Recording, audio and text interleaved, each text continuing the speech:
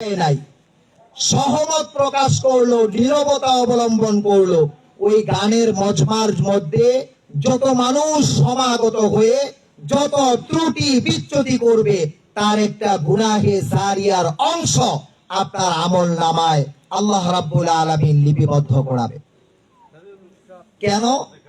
আজকে যদি মসজিদ করলে সদকায়ে জারিয়া সওয়াব হয়, ভাঙ্গা রাস্তাঘাট মেরামত করলে সদকায়ে জারিয়া সওয়াব হয়, ঈদগাহ করলে সদকায়ে জারিয়া সওয়াব হয়, মাদ্রাসা, এতিমখানা, হাসপাতাল, স্কুল, কলেজ, বিশ্ববিদ্যালয় করলে সদকায়ে জারিয়া সওয়াব হয়, মানুষের কল্যাণ কামনা করলে সদকায়ে জারিয়া সওয়াব হয়। তাহলে যেখানে গুনাহ হয় ওইখানে গুনাহের আয়োজনে সমাগত হলে ওই অপরাধের একটা অংশ কি আপনার আমার আমল নামে আসবে না ভাই? অবশ্যই। কথা বলেন, আসবে না? আসবে, শতভাগ আসবে। যেমন সদকায়ে জারিয়া আছে তেমন গুনাহে জারিয়া আছে, যেমন নেকের আমল চলমান আছে তেমন অপরাধের আমল ও চলমান আছে। এই জন্য প্রিয় ভাইরা, আজকের ঈদুল ফিতর থেকে আমাদের শিক্ষা গ্রহণ করা, সমাজ জীবনের সামাজিক একজন মানুষ হয়ে থাকবো। মানুষ একাকী চলতে পারে না, একে অপরের সহযোগিতা লাগতেই হয়, প্রয়োজন হয়ই হয়। আপনি যত বড় ধনাঢ্য হন, যত বড় প্রতাপশালী হন, যত বড় ক্ষমতাধর হন, বাড়ি থেকে বের হলে রাস্তা দিয়ে হাঁটতে হবে। বাড়ি থেকে বের হলে অপর কারো না কারো জমিনের উপর দিয়ে আপনাকে যেতে হবে। এমন হবে না রুট ম্যাপটা আপনি এমন করে নেবেন গোটা জমিনটা আপনার, এমনটা হওয়া অসম্ভব। এজন্য মানুষ সামাজিক জীব, জীবন চলার পথে অনেক ভুল বুঝাবুঝি হয়, অনেক ত্রুটি বিচ্যুতি আমাদের মধ্যে ধরা হয়। মনে রাখতে হবে, হাতের যদি কোনো আঙ্গুলে কেঁচা লাগে তাহলে ওই আঙ্গুলটা ড্রেসিং করতে হয়, ওই আঙ্গুলটার জন্য ইনজেকশন পুশ করতে হয়। পারার পক্ষে, সক্ষম হওয়া পক্ষে আঙ্গুলকে কেউ কেটে ফেলে না। সামাজিক সম্পর্কের বাঁধনে যদি ভুল বুঝাবুঝি হয় তাহলে ভুল বুঝাবুঝি নিরসন করা জীবিত অবস্থায় আমাদের প্রত্যেক মুসলিমের দায়িত্ব। ইন্নামাল মুমিনুনা ইখওয়া, রব্বুল আলামিন বলেন প্রত্যেক মুমিন পরস্পর ভাই ভাই, মুমিনরা ভ্রাতৃত্বের বন্ধনে আবদ্ধ। আয়াতের অপরাংশে বলেন ফাআসলিহু বাইনা আখওয়াইকুম, যদি তোমাদের ভাইদের মধ্যে চলাফেরায়, কথাবার্তায়, সামাজিক আচার আচরণে, শিষ্টাচার লেনদেনে কখনো ভুল বুঝাবুঝি হয় তাহলে দুই ভাইয়ের মধ্যে ভুল বুঝাবুঝির সমাধান করে দেওয়া প্রত্যেক মুমিনের দায়িত্ব। অথচ আমাদের অভ্যাস, আপনারা কষ্ট পাচ্ছেন না তো ভাই? কষ্ট নিয়েন না, আমি স্পষ্টবাদী মানুষ। কারণ আজকে তো সাময়িক সময় আসা, পরবর্তীতে আসা হতেও পারে, আসা নাও হতে পারে। বাকি আমি কাপাসিয়ার মানুষ, আপনারা আমার মানুষ, আমি আপনাদের মানুষ। যার দরুন ওয়াজ নসিহত করতেছি না, স্বাভাবিকলি কথা বলার ভঙ্গিতেই কথা বলতেছি।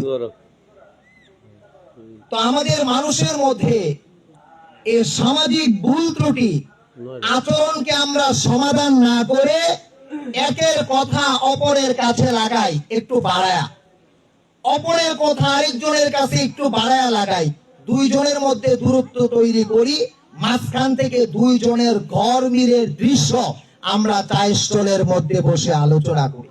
এই স্বভাব আমাকে আপনাকে ছেড়ে দিতে হবে। লা জামাআতা ইল্লা বিল ইসলাম, ইসলাম জামাত ছাড়া হয় না। জামাত মানে একতাবদ্ধতা, মুষ্টিবদ্ধতা। সীসা ডালা প্রাচীরের মতো পাঁচটা আঙ্গুল পাঁচ দিকে ঘুরমান, খাবারের সময় পাঁচটা আঙ্গুল একত্রে মুখের মধ্যে যায়। যখন প্রয়োজন নাই তখন আলাদা আলাদা স্পেসে মুসলিমরা থাকবে। যখন মুসলিমদের প্রয়োজন, আজকে ঈদের নামাজে একত্রিত হয়েছে, মুসলিমরা প্রয়োজনে, যে কোনো প্রয়োজনে এইভাবে একত্রিত হবে। এটা হলো লা জামাআতা ইল্লা বিল ইসলাম। জামাত ছাড়া, একতাবদ্ধতা ছাড়া, দল ছাড়া পূর্ণাঙ্গরূপে ইসলাম পালন করা যায় না।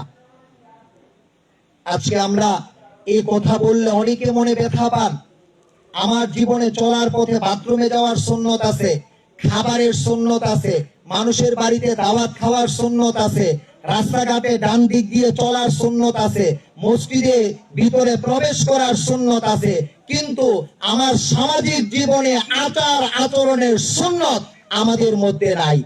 যদি বলা হয় না থাকার কারণে আমরা এটা যারা জনসাধারণ মুসলিম আছি, ধর্মীয় জ্ঞানের ব্যাপারে অজ্ঞ, আমরা বলি যে সে তো সমাজের বাস্তবতা তুলে ধরছে, এটা তো রাজনৈতিক কথা হয়ে যাচ্ছে।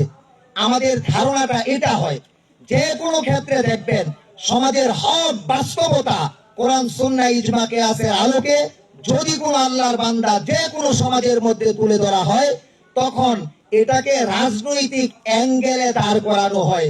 ও প্রিয় ভাইয়েরা আমার, আমি যদি আপনার এই জায়গার ইমাম হই, হাসরের ময়দানে আমি কি আপনার ইমাম হওয়ার যোগ্যতা রাখি না? কথা বলেন। আমি যদি আপনার এই জায়গার ইমাম হই, জান্নাতে কি আমি আপনার ইমাম হওয়ার যোগ্যতা রাখি না? আমি যদি এই জায়গার ইমাম হই, আমি কি আপনার ওয়ার্ড পরিচালনা করার মতো যোগ্যতা আমি রাখি না? কেন আজকে আমাদের সমাজে এটা হয় না? আমাদের এখানের ইমাম, মসজিদের ইমাম আর সমাজের ইমামের মধ্যে পার্থক্যটা কেন? এই জন্য আমাদের সমাজে ওয়াজ অনেক বেশি হয়, নীতি নৈতিকতা সম্পন্ন মানুষ আমাদের সমাজে তৈরি হয় না। ওয়াজ অনেক বেশি হয়। আমি বলছি না দেশের কোন দল ভালো কোন দল খারাপ, আমাদের আত্মমর্যাদা বলে আঘাত লাগার কথা। আমি তো একজন মুসলিম, আমি তো অপর মুসলিমের জন্য অনিরাপত্তার কারণ হতে পারি না। রাসূল বলেছেন, আল মুসলিমু মান সালিমাল মুসলিমুনা মিন লিসানিহি ওয়া ইয়াদিহি। প্রকৃত মুসলিম, পিওর মুসলিম, খাঁটি মুসলিম, নির্ভেজাল মুসলিম কোন ব্যক্তি? আল্লাহর হাবিব সাল্লাল্লাহু আলাইহি ওয়াসাল্লাম বলেন, যার হাত থেকে, যার জবান থেকে অন্যায় ভাবে আক্রমণ থেকে বাঁচে অপর মুসলমান। আপনি হিসাব করে দেখেন, রাসূলের এই বাণীটা থার্মোমিটার হিসাবে সামনে আপনি রাখেন, আপনার বুকে আপনি হাত দেন, হাত দিয়া যদি বলতে পারেন চুপ বন্ধ করে, এ জবান দ্বারা বয়সের এ পর্যায়ে অন্যায় ভাবে কাউকে আঘাত করে কথা বলেন নাই, এ হাতটা অন্যায় ভাবে কারো উপর ব্যবহার হয় নাই, কোনো না কোনো সময়ে জীবনের শুরু থেকে এই পর্যন্ত যদি হয়ে থাকে, তাহলে আপনি আমি প্রকৃত মুসলিম না। আমার আপনার জবানে, আমার আপনার হাতে অন্যায় ভাবে যদি কেউ আঘাত প্রাপ্ত হয়, আমি আপনি পিওর মুসলিম না। পিওর মুসলিম না হয়ে হজ করলে চারানার লাভ নেই, পিওর মুসলিম না হয়ে সিয়াম সাধনা করলে 4 পয়সা লাভ নাই, পিওর মুসলিম না হয়ে নামাজ পড়লে 5 পয়সা লাভ নাই। এখন আপনারা এই জায়গা থেকে একটা দুর্বলতা দাঁড় করান, আগে ইমান ঠিক করি তারপরে নামাজ পড়ি, এটা হলো বেঈমানি, পূর্ণাঙ্গ শতভাগ বেঈমানি কথা। অর্থাৎ ইমান ঠিক করতে করতে আজরাইল হাজির হবে, জীবনে আপনার নামাজ প্রতিষ্ঠা হবে না।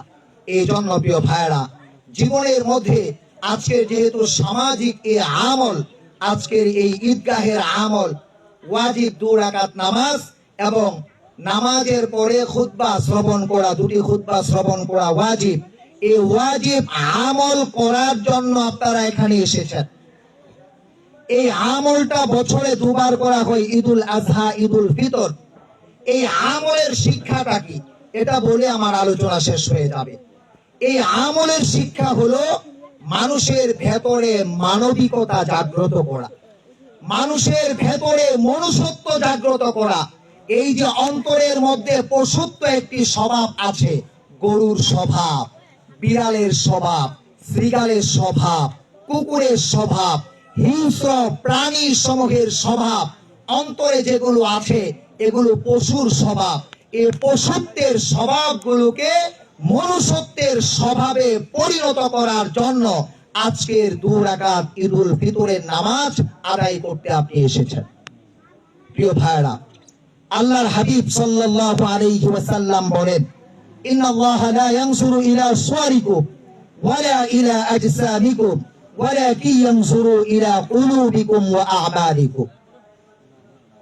আল্লাহ রাব্বুল আলামিন তোমাদের মধ্যে কে কত লম্বা, কে কত মোটা, কে কত সুন্দর, কে কত খাটো, কে কত কালো, কে কত বিশ্রী, কে কত সুশ্রী, এটা দেখেন না। রব্বে কারীম দেখেন, তিনি যে অন্তর প্রদান করেছেন, তিনি যে বিবেক প্রদান করেছেন, যা দিয়ে ভাবা যায়, চিন্তা করা যায়, ভালো মন্দ ভাজ বিচার করা যায়, পার্থক্য করা যায়, পরীক্ষা করা যায়, নির্বাচন করা যায়, নির্দিষ্ট করা যায়। আল্লাহ রাব্বুল আলামিন দেখেন তোমাদের ওই অন্তরটা পরিশুদ্ধ আছে কিনা। এখন আমরা বলি যে ভাই আগে অন্তর পরিশুদ্ধ কর, আমরা আমাদের কথায় কথায় বলি। বাস্তবতা হলো আমরা সংশোধনটা শুরু করি আরেকজন থেকে। সংশোধনটা হওয়া প্রয়োজন নিজ থেকে। আপনি আমি মিলেই তো সমাজ।